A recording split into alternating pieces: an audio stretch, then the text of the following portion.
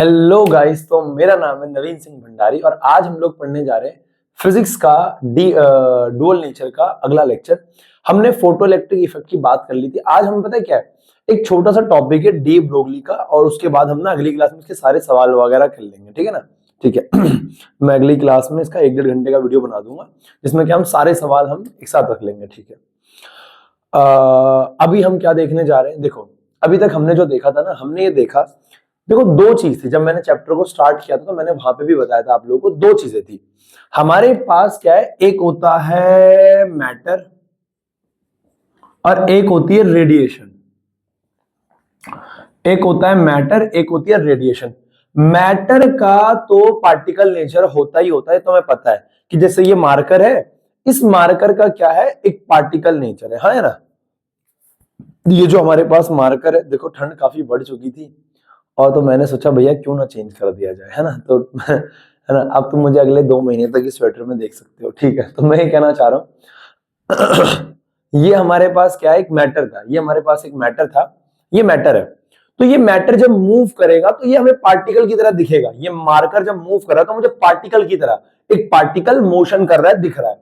अगर मैं भी ऐसे हिल डुल रहा हूं तो मैं भी तुम्हें एक पार्टिकल मोशन कर रहा है उसकी तरह दिख रहा हूं। वीडियो चल रही है ना?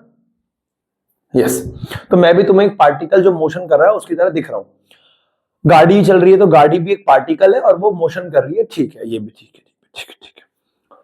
अब हम ये जानते थे कि जो मैटर है उसका पार्टिकल नेचर तो है, मैटर का पार्टिकल नेचर तो है। ठीक है। दुनिया में दो ही चीज है, या तो मैटर है या रेडिएशन है। अब रेडिएशन का जो है वेव नेचर हमको पता था। ये यंग्स डबल स्लिट एक्सपेरिमेंट वगैरह, वेव ऑप्टिक्स से, पूरी वेव ऑप्टिक्स ने हमें यही बताया कि जो लाइट रेडिएशन है उसका नेचर कैसा है, वेव। ठीक है। अब लाइट का पार्टिकल नेचर भी होता है, ये हमें पता लगाया फोटो इलेक्ट्रिक इफेक्ट्स ने।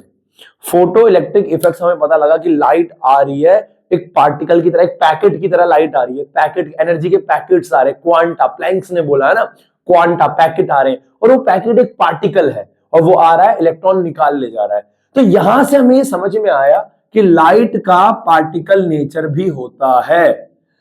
अब भाई साहब इतनी कहानी हमको पता लग गई थी। ये हमें पहले पता था कि मैटर का पार्टिकल नेचर होता है, लाइट का वेव नेचर होता है।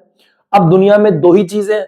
अगर रेडिएशन पार्टिकल नेचर दिखा रहा है तो डी ब्रोगली ने बैठ के सोचा, अगर रेडिएशन पार्टिकल नेचर दिखा रहा है तो भाई फिर तो मैटर को वेव नेचर भी दिखाना चाहिए। यानी अगर मैं नवीन भंडारी जब मूव कर रहा हूं तो मैं एक वेव की तरह भी मूव, देखो पार्टिकल की तरह तो मैं तुम्हें मूव करता हुआ दिख ही रहा हूं, लेकिन मैं तुम्हें एक वेव की तरह भी मूव करता हुआ दिखा देना चाहिए। ये मार्कर जब जा रहा है तो तुम्हें सिर्फ जाते हुए नहीं, एक वेव की तरह जाते हुए दिखाई देना चाहिए। तो डी ब्रोगली ने यह सोचा कि भैया जो मैटर है उसका वेव नेचर भी तो हो सकता है, और वो इसी चीज के पीछे लगा और उन्होंने कहा कि यस, मैटर का वेव नेचर होता है। और डी ब्रोगली हाइपोथेसिस दिया। हाइपोथेसिस क्या है भैया, मतलब एक परिकल्पना दी उसने कि लगेगा कि बिल्कुल सही बोल रहा है वो, लगेगा कि बिल्कुल सही है, लगेगा कि बिल्कुल सही है, लेकिन वास्तविकता में तुम उसे देख नहीं सकते, वास्तविकता में तुम उसको देख नहीं सकते, लेकिन लगेगा बिल्कुल सही, है ना? उसका वास्तविकता जैसे, है ना, बिल्कुल बिल्कुल ऐसा वास्तविकता से कोई लेना देना नहीं। डस्टर कहां रख दिया मैंने? डस्टर कहां रख दिया बे? डस्टर कहां रख दिए हो बे? यस, है ना? जैसे अब आप लोगों ने जब साइंस ली थी तो आप 12वीं क्लास में आए थे तो आप लोगों ने क्या बोला, हम लग के मेहनत करेंगे, मम्मी पापा लग के मेहनत करेंगे, ये करेंगे वो करेंगे। लेकिन वो लग तो सही रहा था, तुम्हारा भी हाइपोथेसिस था वो, लेकिन वास्तविकता से उसका लेना देना नहीं है ना? भैया क्लास नहीं ले पाएंगे क्योंकि प्री बोर्ड का पढ़ रहे हैं, ठीक है बेटा, है ना? उसका मैं समझ सबका अपना अपना दुख है ना बेटा। देखो आओ, देखो तो मैं ये कहना चाह रहा हूँ, रिलैक्स करो, चिल मारने का। देखो जिंदगी छोटी सी जिंदगी है। देखो एक सेकंड बेटा, हाँ ओके। तो है ना, मेरे घर में छोटा सा बच्चा है तो वो आया है कि मेरा नया सर बांधा है मैंने, वो बालों से बांधते हैं ना वैसे करके, तो ये देखो। मैंने कहा मैं पढ़ा रहा हूँ, कि नहीं पहले देखो, है ना? आओ देखो, तो फिर मैं देख के आ रहा हूँ। देखो डी ब्रोगली हाइपोथेसिस, तो आओ। डी ब्रोगली ने कहा, अकॉर्डिंग टू, मेरी बात को बहुत ध्यान सुनना, ये बात हम जानते हैं ये बात हम जानते हैं। इसने अंग्रेजी में क्या बोला इसको तो छोड़ दो, पर काम की बात सुनो मेरी। देखो अकॉर्डिंग टू आइंस्टाइन क्या नाम था उसका, रिलेटिविटी इक्वेशन। आइंस्टाइन की जो रिलेटिविटी इक्वेशन है वो क्या होती है, E is equal to m C square, इसको 1 बोल दूं, E is equal to m C square, ठीक है ना। अब वी नो दैट एक बात तो हम जानते हैं, E is equal to h mu भी तो होता है, प्लैंक्स ने बताया था, E is equal to h mu, इसको बोल दो second, E is equal to h mu और E is equal to m C square, E is equal to h mu, E is equal to m C square, ठीक है। अब इन दोनों को अगर मैं कंपेयर कर दूं from 1 and 2, from 1 and 2, from 1 and 2, मैं ये कहना चाह रहा हूं 1 और 2 से मुझे क्या समझ में आ रहा है कि E इज इक्वल, दोनों कंपेयर करूंगा तो क्या आ जाएगा, एम सी स्क्वायर, एम सी स्क्वायर। अच्छा, डी ब्रोगली हाइपोथेसिस, इसको कंपेयर करना चाहो, इसे मैं एक और चीज कर सकता हूं यहाँ पे, E is equal to h mu, mu की जगह मैं क्या लिख सकता हूं बेटा, म्यू की जगह मैं क्या लिखता हूं, E is equal to H C by lambda, अरे सी बाय लैम्डा लिख सकता हूं ना मैं म्यू को, mu is equal to c by lambda, c is equal to mu lambda, c is equal to mu lambda, इसे मैंने second बोल दिया। तो फ्रॉम 1 एंड 2, 1 और 2 से एम सी स्क्वायर को मैं एच सी बाय लैम्डा से कंपेयर कर सकता हूं, M C square is equal to H C by lambda, एक सी से एक सी कैंसिल, एच जाएगा ऊपर तो लैम्डा जाएगा ऊपर, लैम्डा ऊपर गया तो एच अपॉन में क्या बचा, एमसी, एच अपॉन में एमसी।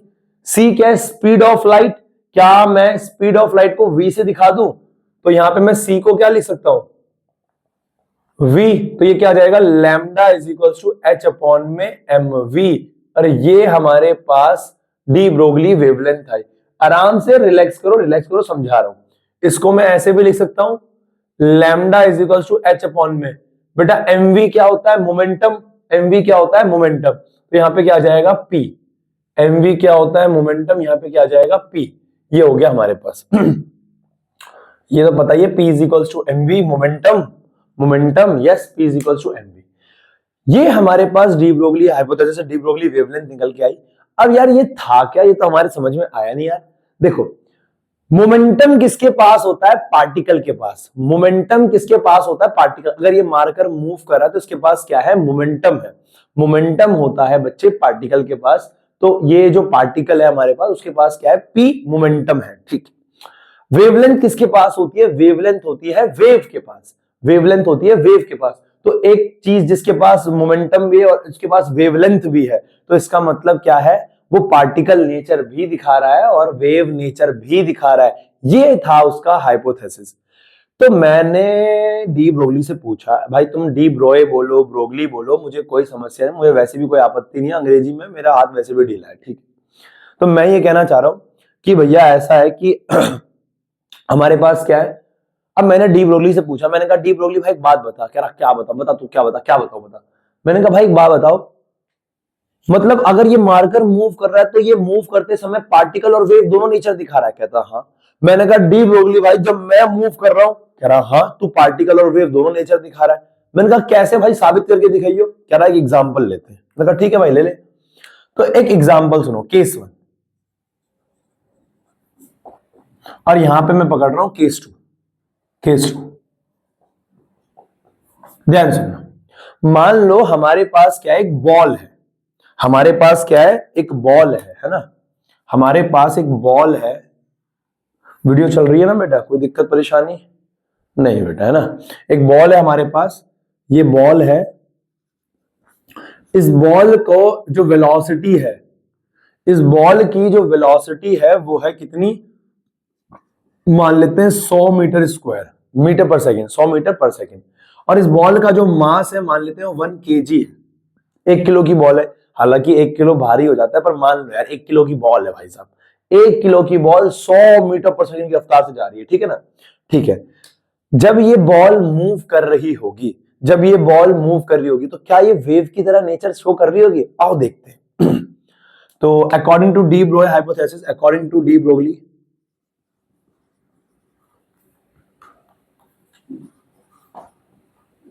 बेटा एग्जाम में अगर कभी कह दे कि बॉल इतना इतना है तो बताओ उसका वेवलेंथ वगैरह क्या होगा, तो आप ऐसे करके निकाल लेना। Lambda is equal to H upon में mv, यही फॉर्मूला होता है।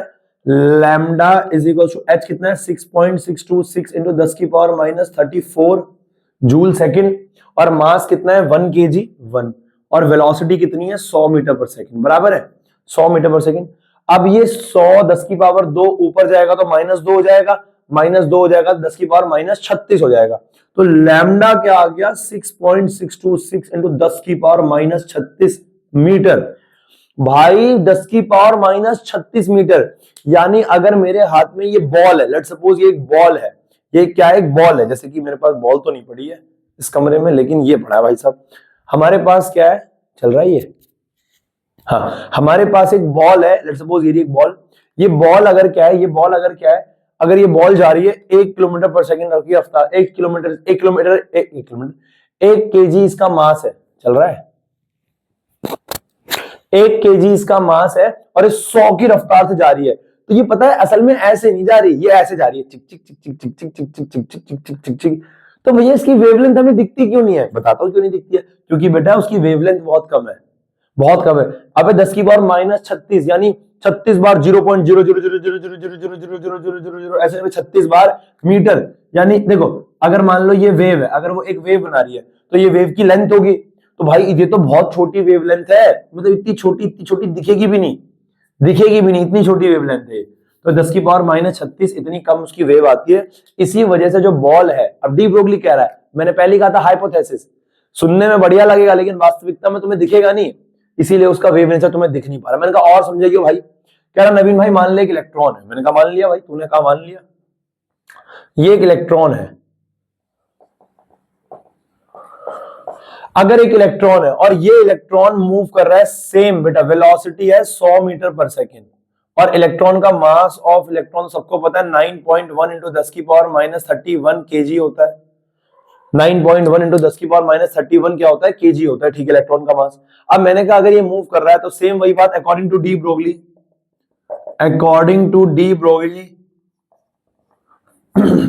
Lambda is equal to H upon में mv, lambda is equal to H 6.626 into 10 की पावर -34 डिवाइड बाय m कितना है 100, एक नहीं मास तो इसका इतना है ना 9.1 इंटू 10 की पावर -31, अरे बहुत कम मास है भाई, ये तो 1 किलो था, 10 की पावर -31 है 0.001 है ना, -31 kg इनटू में क्या है 100। अब इसको कंपैरेटिवली अगर मैं सॉल्व करूंगा तो ये ऐसे जाएगा, लैम्डा इज इक्वल्स टू में ये गया मेरे पास कितना 10 की पावर 2 इधर प्लस होगा तो 10 की पावर कितना हो जाएगा 6.626 इंटू 10 की पावर -34। अब ये -31 ऊपर जाएगा, अरे ऐसे हो जाएगा भाई, ये 9.1 इंटू 10 की पावर -31, ये 10 की पावर 2 तो प्लस का 2 यही आ जाएगा, ये 29 हो गया, 29 ऊपर गया तो लैम्डा कितना आ जाएगा, लैम्डा इज इक्वल टू 9.1 को 66 से काटेगा, करीबन 7 पे जाएगा, 0 पॉइंट अप्रोक्स लिख रहा हूं, अप्रोक्स 0.7 इंटू 10 की पावर, ये हो गया 29 ऊपर गया प्लस का 29, कितना बचेगा 5, कितना बचेगा 5 माइनस का 5 मीटर। तो बेटा इलेक्ट्रॉन अगर मूव करेगा, एक इलेक्ट्रॉन अगर मूव करेगा तो उसकी वेवलेंथ कितनी आएगी 0.7 इंटू 10 की पावर -5 मीटर, लेकिन वहीं जब एक बॉल मूव कर रही है 1 किलो की, उसकी वेवलेंथ -36 आ रही है, और इसकी आ रही है -10 की पावर -5। 10 की पावर -5 ज्यादा छोटा नहीं है, इसको देखा जा सकता है, 10 की पावर 5 को देखा जा सकता है, यानी अगर एक इलेक्ट्रॉन है और वो मूव कर रहा है 100 मीटर पर सेकंड से, तो बेटा उसकी वेवलेंथ देखी जा सकती है, वो तुम्हें ऐसा दिखेगा, लेकिन ये बॉल जो है उसका मास बहुत ज्यादा है, इस वजह से उसका वेव नेचर दिख नहीं पा रहा है, क्योंकि वेवलेंथ बहुत छोटी आ रही है। वेवलेंथ समझते हो ना, एक वेव की लेंथ इज वेवलेंथ, बहुत छोटी आ रही है, बहुत इतनी छोटी आ रही है कि दिख भी नहीं रही है, समझ गए। तो इस दुनिया में कोई भी चीज जो मूव कर रही है, चाहे वो गाड़ी है, चाहे वो मैं हूं, चाहे वो कोई भी है, अभी भी अगर मैं ऐसे खिसक रहा हूं तो मैं ऐसे नहीं खिसका, मैं ऐसे ऐसे खिसका, हाँ है ना, बात समझ में आ रही है। तो हम सारे क्या दिखा रहे हैं, वेव नेचर दिखा रहे हैं, क्या दिखा रहे हैं, वेव नेचर, बराबर है, हाँ है ना। तो ये थी हमारी आज की कार्रवाई, और मतलब नहीं खत्म नहीं कर रहे, ये था डी ब्रोगली का हाइपोथेसिस। अब डी ब्रोगली ने चार्ज के बारे में क्या बताया उसको भी देख लेते हैं, फटाफट इसको नोट कर लो। या अंग्रेजी में मैंने क्या लिखा है, according to de Broglie, a moving particle same time act as a wave and same time act as a particle, है ना। जो मूविंग पार्टिकल है वो वेव नेचर भी दिखा रहा है और पार्टिकल भी दिखा रहा है, बराबर है, सेम टाइम पे। और a wave is associated with moving particle which control the particle in every respect with wave associated with the particle motion is called matter wave. अब देखो, वो जो इलेक्ट्रॉन है, इलेक्ट्रॉन एक पार्टिकल है, जब वो मूव कर रहा है वो पार्टिकल नेचर भी दिखा रहा है, वेव नेचर भी दिखा रहा है। जो वेव उसके अंदर एसोसिएटेड है, जो वेव वो रिलीज कर रहा है मूव करते समय, उसे कहते हैं मैटर वेव। एग्जाम में 1 नंबर की डेफिनेशन आती है, मैटर वेव क्या होती है। मैटर वेव क्या होती है? वो वेव जो मैटर के मूवमेंट की वजह से आ रही है, वो वेव जो मैटर के मूवमेंट की वजह से बन रही है उसे बोलते हैं मैटर वेव, बराबर है, यस। अब मैं कहना चाह रहा हूं, और इसी को क्या बोलते हैं हम? डी ब्रोगली वेवलेंथ भी बोलते हैं, बराबर है। हाँ ना, फॉर्मूला क्या हो गया? एच अपॉन में एम वी या एच अपॉन में P, lambda is equal to, बराबर है। नोट कर लो बेटा, शाबाश, वेरी गुड।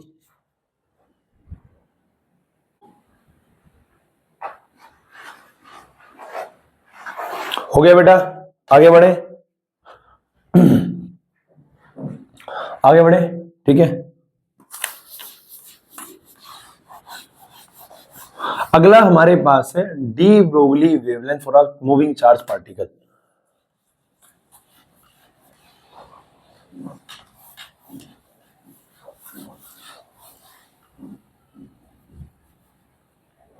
है ना,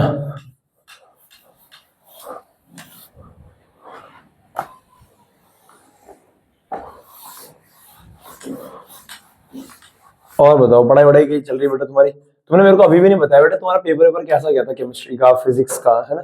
केमिस्ट्री का तो खैर अभी है, केमिस्ट्री के मैं पेपर सेंड करूंगा, उन पेपर्स को सॉल्व कर लेना। करीबन करीबन तुम्हें लगभग आइडिया हो जाएगा कि तुम्हारा प्री बोर्ड कैसा आएगा, बराबर है। डी ब्रोगली जरूर सॉल्व कर लेना। कब भेजोगे भैया? याद दिला देना मेरे को, है ना। D Broglie wavelength, D Broglie wavelength for moving charge particle.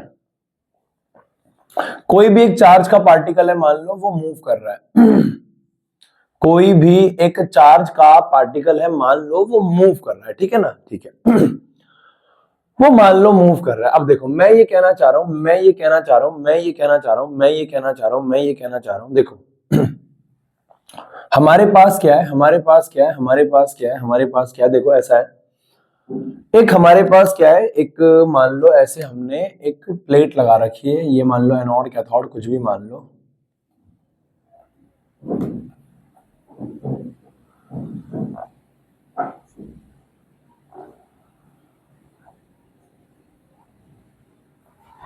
ऐसे है,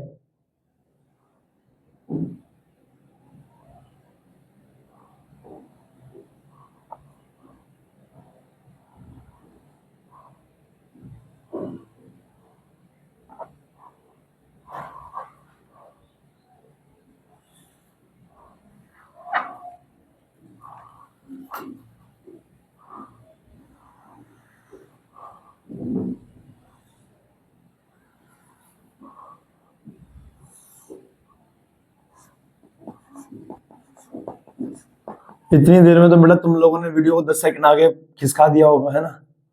ये प्लस ये माइनस, ठीक है ना, ठीक है। अब देखो बेटा, इस रॉड पे प्लस आ जाएगा, इस पूरी उस पे, इस वायर पे प्लस आ जाएगा, और इस वायर पे नेगेटिव है तो इधर साइड प्लेट पे क्या आ जाएगा? नेगेटिव आ जाएगा, बराबर है, यस मैंने क्या करा, कोई भी एक चार्ज पार्टिकल को मैंने यहां रख दिया, लेट सपोज, ध्यान से मेरी बात को सुनना, देखो एक Q एक चार्ज पार्टिकल है और प्लस Q है, क्या है? प्लस Q है। तुम माइनस Q ले लो तब भी कोई दिक्कत नहीं है मुझे, एक प्लस Q चार्ज पार्टिकल है। अब जाहिर सी बात है, प्लस Q किधर मूव करेगा? माइनस की तरफ ही मूव करेगा भाई। एक प्लस Q चार्ज पार्टिकल हमने इंसर्ट किया, वो कहां मूव करेगा? मैंने वीडियो चला रखी है ना, यस। एक प्लस Q चार्ज पार्टिकल हमने इंसर्ट किया, वो कहां मूव करेगा? माइनस की तरफ जाएगा, जाहिर सी बात है, ठीक है, माइनस की तरफ। अब मैं ये कहना चाह रहा हूं, जब ये माइनस की तरफ मूव करेगा तो इसका मास चार्ज का मान लो m है, इसकी वेलोसिटी कितनी है? v है, v। बैटरी का वोल्टेज है v। मैं वोल्टेज को ऐसे बना रहा हूं, अरे यार तुम कंफ्यूज तो नहीं हो जाओगे ना, फ्रीक्वेंसी ऐसे होती है, ऐसे मैं बना रहा हूं वोल्टेज को ऐसे ऐसे ऐसे, बराबर। ये वोल्टेज है, ये क्या है? वोल्टेज, ठीक है। बैटरी का वोल्टेज है v, v नॉट v, ठीक है, कंसीडर लिख देंगे बाद में। Consider a charge particle having mass m, charge q moving with velocity v when a battery of voltage, ये वोल्टेज है ना v is applied।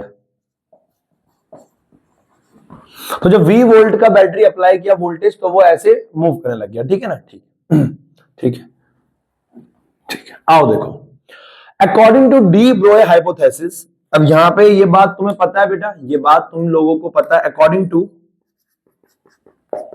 D Broglie hypothesis lambda is equal to क्या होता है बेटा, एच अपॉन में MV,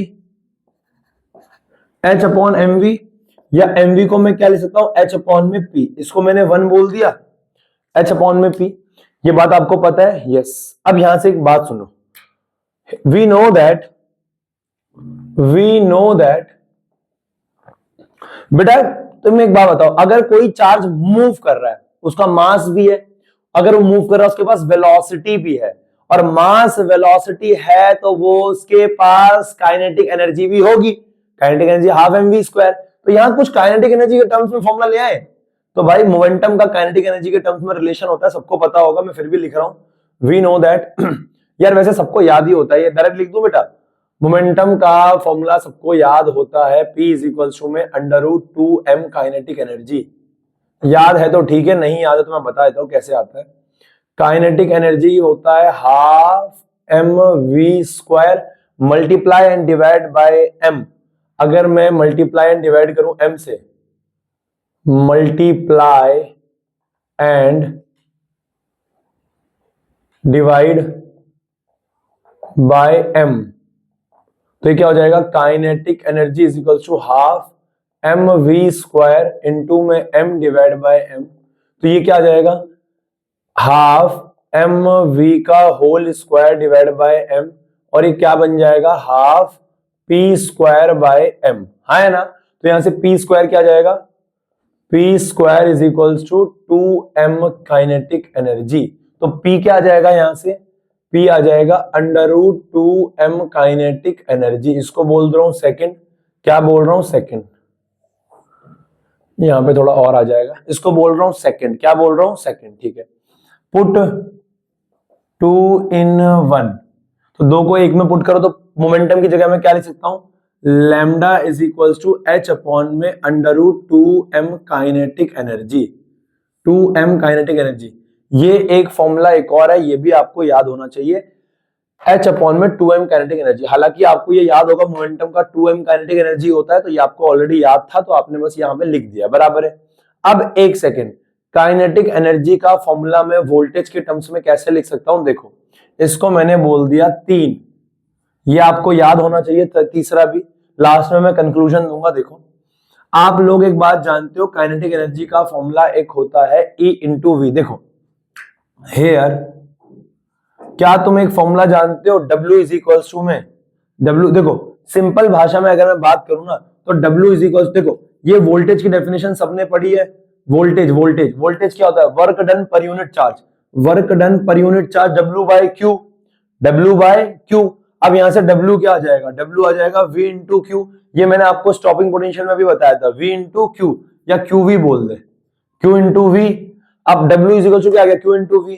अब W को ये कितना यहां से यहां तक पहुंचने में वर्क करेगा, जितना इसके पास क्या होगी, काइनेटिक एनर्जी, काइनेटिक एनर्जी इसके वर्क में कन्वर्ट होगी, तो यहाँ पे वर्क को हम रिप्लेस करते हैं काइनेटिक एनर्जी के साथ, तो काइनेटिक एनर्जी का फॉर्मूला बनता है Q into V, Q into V। बात समझ में आ रही है। अगर इसको बहुत संक्षिप्त में लिखना चाहूं तो मैं ये लिख सकता हूं, हमारे पास W इज इक्वल टू क्या होता है, Q इंटू V, ये V है, वोल्टेज है ये, हाँ है ना, हाँ है ना। अब here work done by moving charge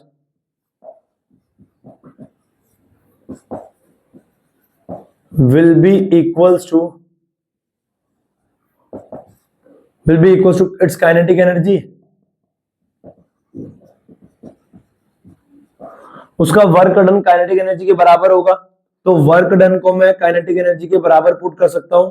तो यहां पे क्या आ जाएगा, W की जगह kinetic energy is equal to में Q इंटू वोल्टेज, इसको बोल रहा हूं 4, तो मैं 4 को भी पुट कर दूं थर्ड में, 4 को भी पुट कर दूं थर्ड में, तो 4 को थर्ड में पुट करोगे तो क्या आ जाएगा, lambda is equal to H upon में under root 2m, kinetic energy की जगह क्या आ जाएगा, Q into V, charge into voltage. ये फॉर्मूला तो बहुत ज्यादा इंपॉर्टेंट है भाई साहब।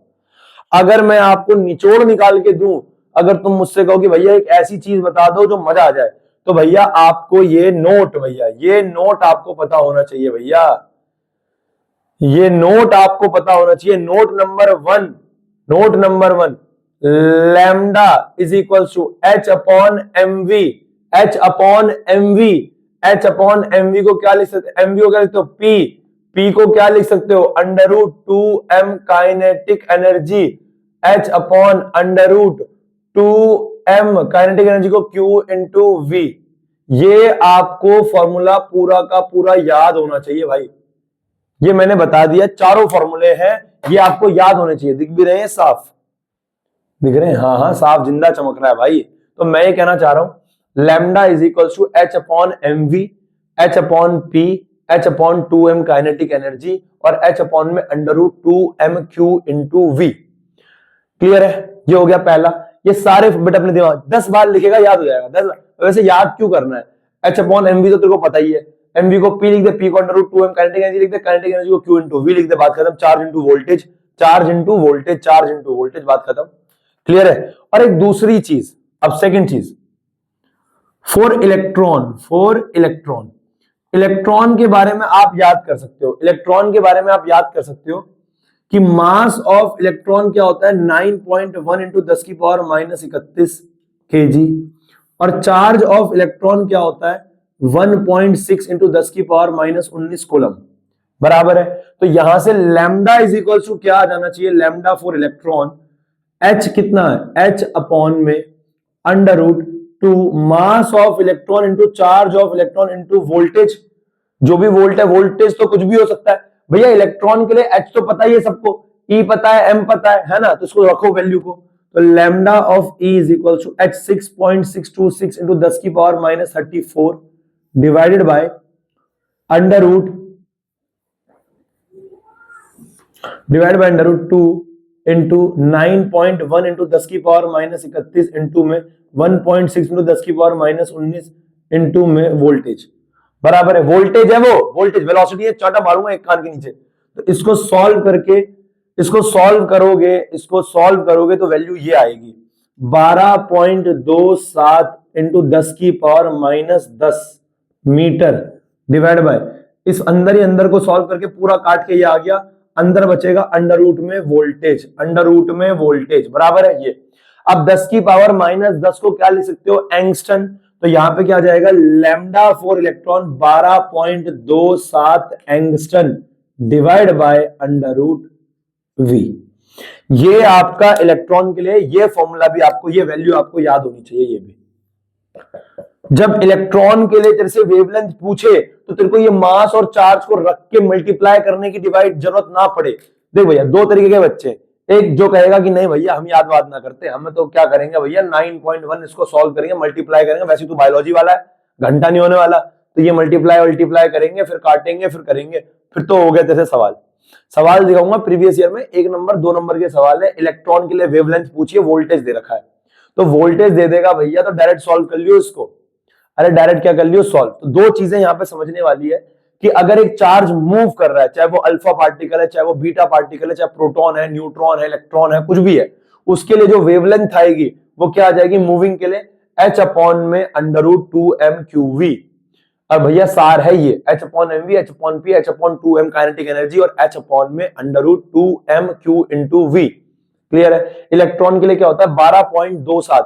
अगर तुम्हारी किसी एनसीईआरटी, मेरे ख्याल तुम्हारी एनसीईआरटी ने या किसी दूसरी किताब में तुम्हें ये भी दिखे 1.227, 1.227, तो पीछे एंगस्टन नहीं होगा, पीछे नैनोमीटर होगा, नैनो होगा, नैनो अपॉन में √v बराबर है।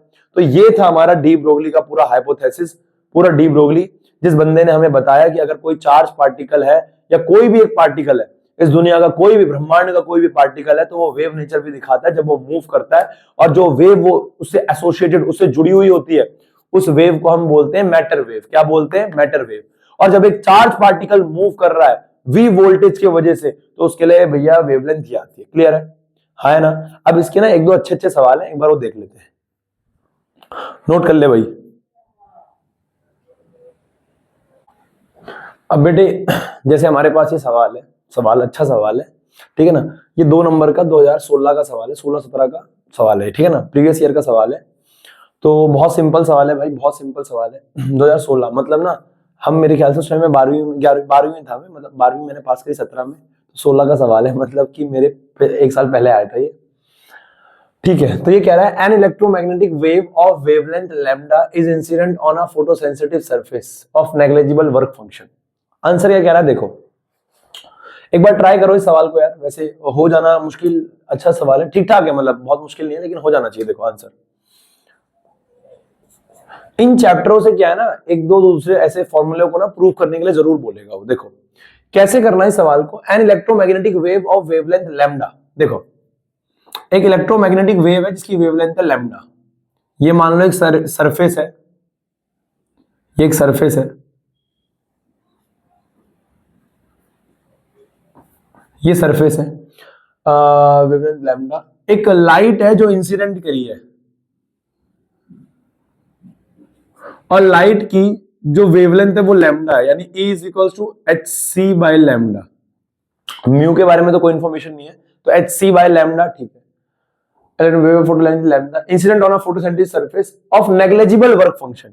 इसका जो वर्क फंक्शन है, इसका जो वर्क फंक्शन है सरफेस का, वर्क फंक्शन फाई नॉट जो है वो अप्रोक्स क्या है 0, नेग्लिजिबल बहुत ना के बराबर है, 0 मान लेते हैं, वर्क फंक्शन है ना, गिवन दे रखा है, वर्क फंक्शन अप्रोक्स कितना है 0। if the photoelectron emitted from the surface have the deep if the photoelectrons emitted from the surface have the de Broglie wavelength lambda 1। कह रहा है जो यहां से इलेक्ट्रॉन निकला है, जो ये इलेक्ट्रॉन था, जब ये बाहर निकला, ये बाहर निकला, अब ये बाहर ऐसे तो निकलेगा नहीं, अब डी ब्रोगली ने भाई प्रूव कर दिया कि उसकी अपनी वेवलेंथ भी होगी। कह रहा है इसकी जो वेवलेंथ है वो लैम्डा 1 है, लैम्डा 1 है, बराबर है। ये जो इलेक्ट्रॉन बाहर निकल रहा है इसकी वेवलेंथ क्या है, लैम्डा 1 है, इसकी वेवलेंथ क्या है, लैम्डा 1 है, बराबर है, हाँ है ना? ठीक है, लैम्डा 1 इसकी वेवलेंथ है। अरे लाइट तो आ रही है बेटा, देखो लाइट आ रही है ऐसे, और जो वो इलेक्ट्रॉन निकलेगा वो इलेक्ट्रॉन हल्का हल्का वेव की फॉर्म में मूव करता हो जाएगा ना, उसकी बात कर रहे हैं। कह रहा है रिलेशन प्रूव करो। अब यार ये एनर्जी है, एनर्जी दे रखा है hc बाय लैम्डा, ये लैम्डा, और यहां पे इलेक्ट्रॉन निकल रहा है, इलेक्ट्रॉन निकल रहा है तो उसकी वेवलेंथ, यार इसका तो कोई रिलेशन ही नहीं है यार, इसकी वेवलेंथ तो लैम्डा 1 दे रखी है इसकी इलेक्ट्रॉन की, वो होगा hc by h by mv। तो यहां से इन दोनों का लैम्डा लैम्डा के बीच में कैसे लिंकअप हो सकता है, कैसे लिंकअप हो सकता है, इनको कैसे कंपेयर कराया जा सकता है? एक चीज है, वर्क फंक्शन 0 दे रखा है, तो भैया वर्क फंक्शन 0 दे रखा है तो क्या हो गया, इसको काइनेटिक एनर्जी के टर्म्स में निकाल लो, और यहां पे भी काइनेटिक एनर्जी होती है फॉर्मूले में, काइनेटिक एनर्जी, और दोनों की काइनेटिक एनर्जी को कंपेयर करा दो। समझाता हूं कैसे, देखो according to Einstein photoelectric equation, according to Einstein photoelectric equation, Einstein की फोटोइलेक्ट्रिक इक्वेशन से क्या होता है भैया, क्या होता है आइंस्टाइन की फोटोइलेक्ट्रिक इक्वेशन से, हमारे पास क्या होगा, E is equals to phi naught plus kinetic energy होता है। अब E क्या होगा बेटा, E हमारे पास कितना है hc बाय लैम्डा, और फाई कितना है अप्रोक्स 0, तो काइनेटिक एनर्जी आ गई, काइनेटिक एनर्जी कितना आ गया बेटा hc बाय लैम्डा, इसको 1 बोल दूं। अब वी नो दैट क्या जानते हैं बेटा हम लोग, डी ब्रोगली हाइपोथेसिस से लैम्डा इज इक्वल्स टू में लैम्डा 1 इज इक्वल टू में क्या हो जाएगा, एच अपॉन में एमवी, एमवी को मैं क्या लिख सकता हूं, एच अपॉन में पी, एच अपॉन में पी। और पी किसके बराबर होता है बेटा, पी होता है under root 2m kinetic energy के बराबर, 2m काइनेटिक एनर्जी, तो पी की जगह काइनेटिक एनर्जी पुट कर सकता हूं, तो लैम्डा 1 क्या आ जाएगा, एच अपॉन में under root 2m kinetic energy, ये काइनेटिक एनर्जी है, यहां पुट कर दो 2, पुट 2 1 इन 2, एक को दो में अगर मैं पुट कर दूं, एक को दो में अगर मैं पुट कर दूं, तो यहां से इस काइनेटिक एनर्जी की वैल्यू यहां आ जाएगी, तो ये आ गया लैम्डा 1 इज इक्वल टू में एच अपॉन में under root 2m, kinetic energy कितनी है, H C by lambda, H C by lambda, है ना। स्क्वायरिंग कर दो both side, squaring both side, तो ये क्या आ जाएगा बेटा, लैम्डा 1 का square is equal to H square divide by 2m H C by lambda, H से एक एच कैंसिल हो जाएगा, ये कैंची मल्टीप्लाई से ऊपर जाएगा, लैम्डा 1 का स्क्वायर इज इक्वल टू में लैम्डा ऊपर गया, एक एच बचेगा अपॉन में 2mc बचेगा, और यहां से लैम्डा निकालोगे तो लैम्डा क्या आ जाएगा, 2mc बाय एच, 2mc ऊपर एच नीचे, इनटू में क्या आ गया, लैम्डा 1 का स्क्वायर, और ये आपने प्रूफ कर दिया, ये आपको 2 नंबर मिल गए। आसान सवाल है, ऐसा कोई दिमाग लगाना भी नहीं था इसमें, बराबर है ना। तो ऐसे छोटे छोटे सवाल आ सकते हैं जहां से वो क्या है ना, ये बेटा देखो अब क्या है ना, अगर ये सवाल आपसे नहीं होता तो इसका मतलब यह दिक्कत आपके अंदर है, क्योंकि टीचर ने आपको पढ़ा दिया, अब आपको क्या करना है, रिलेट भी तो करना आना चाहिए, वहां प्रेजेंस ऑफ माइंड भी इस्तेमाल होगा बेटा, है ना। अरे यार वहां पे आपके दिमाग में कितनी चीजें क्लिक कर पा रही है, ये उस बात पर निर्भर करेगा कि आपने किस चीज को कितनी बार रिवाइज किया लिख लिख के, जितनी ज्यादा बार लिख लिख के रिवाइज करोगे उतना ज्यादा आपके दिमाग में जाएगा भाई। अब तू सोच रहा है कि भैया मैं ना नोट्स पढ़ लूंगा, डेरिवेशन कर लूंगा, हो जाएगा, नहीं होगा, फिजिक्स के पेपर में बिल्कुल नहीं होगा, केमिस्ट्री में हो जाएगा, ये फंडा केमिस्ट्री में चल जाएगा कि भैया तुमने पढ़ लिया, नोट्स पढ़ लिया, सवाल लगा दिए और चले गए, है ना। वहां यहाँ पे मैथ फिजिक्स बहुत ज्यादा प्रैक्टिस, बहुत ज्यादा बहुत ज्यादा बहुत ज्यादा प्रैक्टिस, बराबर है, क्लियर है ना। और बहाने थोड़ी चलते हैं कि भैया पेपर है, पेपर है, अब क्या करेगा, हमारा थोड़ी है, तुम्हारा है ना, तुम्हें मैनेज करना, तुम्हारा समय भैया, है ना, ना किसी हम सफर ना किसी हमनशी से निकलेगा, तुम्हारे पैर का कांटा तुम ही से निकलेगा, समझ रहे हो ना। तो भैया तुम्हें अपना टाइम कैसे मैनेज करना है तुम्हें खुद पता होना चाहिए, तुम्हें अपना टाइम कैसे मैनेज करना है ये तुम्हें खुद पता होना चाहिए कि तुम्हारा समय कहाँ जा रहा है। क्या तुम खाते खाते समय आधा घंटा टीवी या फोन पे जा रहा है, अगर जा रहा है तो उसे कम कर दे भाई, बंद कर दे भाई, हाँ है ना, तेरा टाइम कहाँ जा रहा है वो तुझे पता होगा, क्लियर है, हाँ है ना। अपना समय बचा, कैसे समय बचाना है वे टाइम मैनेज कैसे करें। अब यार तेरा टाइम है, तेरा शेड्यूल है, तुझे पता होगा ना तेरा क्या है, अब हमारा क्या, हमें पता है भाई, है ना, हमें पता है सुबह 6 बजे उठना है, तो 6 ज्यादा से ज्यादा 6:10 तक उठना है तो उठना है भाई, रात को 12-15 तक सोना है तो सोना है भाई, है ना, 6 घंटे की नींद लेनी लेनी है, हमें अपना शेड्यूल पता, तुझे अपना पता होना चाहिए यार। टाइम वेस्ट भैया, टाइम वेस्ट सबका होता है यार, हमारा भी होता है, कभी कभी तो गुस्सा आता है, लेकिन क्या है ना, मैनेज करना पड़ता है चीजों को, है ना यार। अब पढ़ाई के साथ साथ मतलब तुम्हारे पास करीबन करीबन 2 महीने रह गए हैं, 2 महीने। अब मैं ये नहीं कह रहा मतलब हर बच्चा वो मतलब ये भी नहीं है कि सबके सबके सबके सबके 100 आ जाएंगे, 90 प्लस आ जाएंगे, नहीं, लेकिन एटलीस्ट इतना एफर्ट डाल दो कि तुम अपने हाईएस्ट पीक पोटेंशियल तक पहुंच जाओ, कि तुम्हें ना पछतावा ना हो, तुम्हें पछतावा ना हो कि भैया मैं बाद में और मेहनत कर सकता था और नहीं कर पाए, ये दुख नहीं होना चाहिए, मलाल नहीं होना चाहिए। अब ऐसा हो कि भैया 60 आ गए ना, अगर मान लो अगर एक बच्चा है उसने पूरी मेहनत करी, 60 आ गए, तो तसल्ली होनी चाहिए कि भाई पूरी मेहनत करी थी, 60 आ गए, कोई दिक्कत नहीं है ना, इतना ही पोटेंशियल था मैंने कर दिया।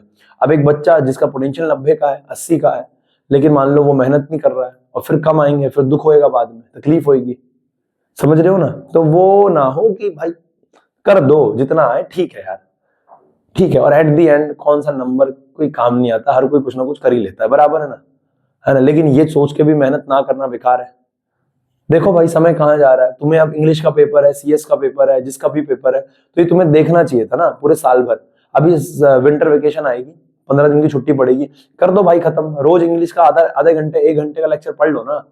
क्या देखना है, पैसेज कैसे लिखते हैं, डिबेट कैसे करते हैं, लिखते कैसे हैं, उसको फॉर्मेट ही तो देखना है, इंग्लिश के लेक्चर ही तो देखने हैं, देख लो भाई, आधे घंटे 1 घंटा दे दे भाई, 45 मिनट दे दे, खाना खाते खाते में, रोटी खाते खाते में लगा दे भाई, 3 टाइम खाना खाता है, 3 टाइम लगा दे, 15-15 मिनट की वीडियो देख ले भाई, कहानी क्या क्या है, स्टोरी तो देखनी है इंग्लिश में, यही तो देखना है स्टोरी क्या है, तो लगा दे, चला दे लेक्चर खाते खाते, और क्या है, जरूरी थोड़ी टीवी देखना है, जरूरी थोड़ी माइंड फ्रेश करने के लिए टीवी देखना है, यूट्यूब पे लेक्चर देख ले, क्या दिक्कत है, समझ रहा है ना, हाँ है ना, अब मैं क्या बोलूं इसमें, बराबर है।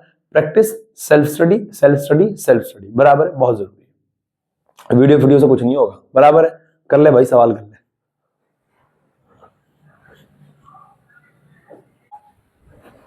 हो गया भाई, बराबर है। अगली क्लास में इसके सिर्फ सवाल कराऊंगा, आज मैं आपको प्रैक्टिस के लिए दे रहा हूं भाई। अब क्या करना है, इसके 3 एग्जाम्पल है और बैक एक्सरसाइज में 11 सवाल है। बैक एक्सरसाइज में है 11 सवाल और एग्जाम्पल है 3। और एक बार पूरे नोट्स को रिवाइज कर लो, चैप्टर खत्म हो गया। एनसीईआरटी पन्ने पलटाओगे, देखोगे चैप्टर खत्म हो गया। मैंने कहा था ना, वेव ऑप्टिक्स के बाद समझ लो सिलेबस खत्म हो गया, ये खत्म हो गया। अगले 1-1.5 हफ्ते में हम लोग एटम खत्म कर देंगे। जहां तक मेरा टारगेट है 26 जनवरी परेड निकालेंगे अपनी आराम से, बराबर है ना, सिलेबस खत्म की, बराबर है। तो भैया आज का आपका होमवर्क ये है, अगली क्लास में मैं आपको और सवाल कराऊंगा, सिर्फ सवाल ही कराऊंगा, ताकि आपका कॉन्सेप्ट भी पहले क्लियर होना चाहिए। तो पूरे चैप्टर को रिवाइज कर ले भाई, पूरे चैप्टर को रिवाइज कर ले, और क्या कर ले, अपना सवाल लगा, इनको कुछ तो लगा, दिमाग तो लगा। असाइनमेंट पड़ा हुआ है भाई, मेरा यकीन कर, उस असाइनमेंट बनाने वाले को मैंने पैसा दे रखा था, उसने प्रीवियस ईयर चुन चुन के रखे उस असाइनमेंट के अंदर। एक एक सवाल का मतलब एक पेज लिखने का उसको पैसा था, और मतलब चार्ज जो पे किया था उस असाइनमेंट बनाने वाले को, चार्ज एक तो राइटिंग का था, लिखने का जो उसने टाइप किया है, दूसरा छांटने का, ढूंढने का। उसने 2 महीने लगाए प्रीवियस ईयर क्वेश्चन ढूंढ के बनाने में, है ना। तो भैया वो जो असाइनमेंट है, जब पेपर होगा, मैं तुम्हें अभी बोल रहा हूँ, जब पेपर हो जाएगा उस असाइनमेंट में से पूरा पेपर दिखा दूंगा मैं तुम्हें। लगभग 80+ नंबर का पेपर असाइनमेंट से दिखा दूंगा। बस सिर्फ असाइनमेंट है, सवाल ही सवाल वही है। तो बेटा वो पूरे प्रीवियस ईयर है। और मॉडर्न फिजिक्स के तो मैंने खुद से लिखे हुए हैं सवाल, मॉडर्न फिजिक्स के मैंने खुद उसे सवाल लिख के भेजे थे कि ये टाइप करके डाल दे। तो कहीं कहीं पे तुम मॉडर्न फिजिक्स देखोगे ना, ये एटम हो गया, न्यूक्लियाई हो गया, ये हो गया, तो उसमें हिंदी में तुम्हें दिख जाएगा, मेरी राइटिंग दिख जाएगी तुम्हें। हाइड्रोजन में 1 बनाया हो, उसने डायरेक्ट क्या करा, फोटो क्लिक करके वहां पेस्ट कर दिया है। तो मेरी खुद की भी राइटिंग है बेटा वो, कि मैंने एक एक शब्द लिखा हुआ है, पूरा असाइनमेंट लिखा हुआ है मैंने वो, और लिख के उसको भेजा था कि मॉडर्न फिजिक्स असाइनमेंट, इन 3 चैप्टरों के असाइनमेंट जरूर लगा लेना, सारे प्रीवियस ईयर सवाल है उसमें, सारे प्रीवियस ईयर है, बराबर है ना। तो ये लगाओ, असाइनमेंट भी लगा लो, ये लगा लो पहले यार, एनसीईआरटी तो कर लो पहले, एनसीईआरटी करो, टाइम बचे तो करो भाई, क्लियर है ना। बे पेपर चल रहे हैं, मैं क्या करूं इसमें भाई, टाइम मैनेज कर ले भाई, बराबर है, हाँ है ना। अब कैसे रिवीजन करनी सोच रहा हूँ, इसकी एक वीडियो बना दूं यार, है ना। पर मेरे को बहुत बकैती लगती है ये सब बताना कि 15 मिनट स्ट्रेटेजी, 15 दिन की स्ट्रेटेजी, 2 महीने की स्ट्रेटेजी, बहुत बेकार लगता है ना। मैं सच बताऊं ना, पर्सनली बताऊं, फील करो, टीचर का काम है पढ़ाना, तुम्हारा काम है पढ़ना ना। मेरे को ये पसंद है कि लाइक करो, सब्सक्राइब करो, कमेंट करो, बिल्कुल नहीं पसंद, बिल्कुल नहीं पसंद, हाँ है ना। बात समझ में आ रही है ना। तो मैं वो बनाऊं 1 घंटे, 1 महीने में कैसे करें, 2 महीने में कैसे करें, मेरी अंतरात्मा मुझे अंदर से गाली देगी कि क्या कर रहा है ये। तुझे खुद पता है 2 महीने में 90+ कैसे ला सकता है कोई, यार उसने साल भर नहीं पढ़ा। अब फिजिक्स जैसे सब्जेक्ट में 2 महीने में 90+ ले आ भाई, तू ले आ। एक बच्चा जिसने कुछ नहीं पढ़ा 2 महीने में 90+ ले आ, अच्छा भाई। और जो बना रहे हैं उनसे बड़ा महामूर्ख कोई नहीं है यार। मैं कुछ भी नहीं हूं, मैं तो उनके सामने कुछ भी नहीं हूं, जो बड़े बड़े जाइंट्स हैं। लेकिन एक बात है, नॉर्मल बात है यार, वरना मेरे को पसंद की मैं बनाऊं 1 महीने में स्ट्रेटेजी कैसे निकाले, 2 महीने में, क्योंकि हमें पता है भाई हार्ड वर्क से आता है, मेहनत करनी पड़ती है। अप्रैल से लेकर फरवरी तक, मार्च तक मेहनत करनी पड़ती है, हम भी करते हैं, तुम्हें भी करनी पड़ेगी यार, बराबर है ना। तो क्या करो भैया, अभी भी टाइम है, कुछ तो हो जाएगा, कुछ तो पुश मिल जाएगा। तो मैं फिर भी कोशिश करूंगा, मैं एक ऐसा सेपरेट बना दूं 10-15 मिनट का, जिसमें मैं आपको बताऊं रिवीजन कैसे करनी है, टेस्ट पेपर कैसे प्लान करने, है ना, टेस्ट पेपर कैसे लगाने। अब इस सैटरडे को आपका टेस्ट होना, संडे को, लेकिन समस्या आपकी हो नहीं पाई क्योंकि आपका प्री बोर्ड चल रहा है ना। प्री बोर्ड की वजह से मैं टेस्ट ले नहीं पाया, संडे को आपका केमिस्ट्री का टेस्ट था, क्लियर है। लेकिन अगले संडे से हम रेगुलर रखेंगे अपना, बराबर है ना, ठीक है। और अगले संडे आपका तक वो भी आ जाएगा, क्या नाम है, आपका पुराना पेपर चेक होके भी आ जाएगा। Okay, bye, take care.